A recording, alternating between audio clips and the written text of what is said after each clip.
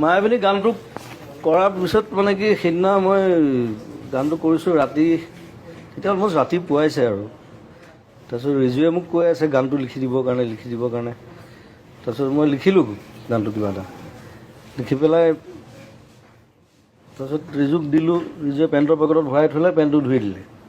সেইটো চিনেমাখনত দেখুৱাই হৈছে। তো 4 দিনমান পিছত ৰিজুৰ লগত আকৌ লগ হ'লোঁ। তাৰপিছত ৰিজুক ক'লোঁ বোলো সেই গানটো ক'ত সেইদিনা যে লিখি দিছিলোঁ। ৰিজুৱে ক'লে পেণ্টটো ধুই দিলে নহয়।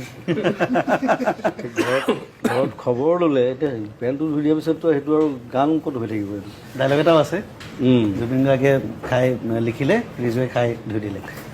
তাৰপিছত মই বোলো আকৌ লিখিব লাগিব আৰু এটা গান দুবাৰ লিখিবলৈ মই বিৰাট টান পাওঁ মানে, যেনেকৈ এখন পেইণ্টিং দুবাৰ আঁকিবলৈ দিগদাৰ হৈ যায়।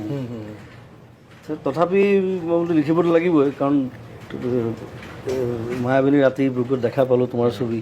সেই প্ৰথম 4টা লাইন মোৰ মনত আছিলে, আকৌ আৰম্ভ কৰি দিলোঁ। আৰম্ভ কৰি তাৰপিছত পিছৰখিনি লিখিলোঁ, লিখি পেলাই তাৰপিছত ডাব চাব কৰি আৰু তেনেকৈ জন্ম হ'ল গানটো আকৌ। কিন্তু পিছৰবাৰ চাগে বেছি ভালহে হ'ল লিখাটো হয়তো। এতিয়া প্ৰথম কি লিখিছিলোঁ মোৰ মনত নাই কিন্তু।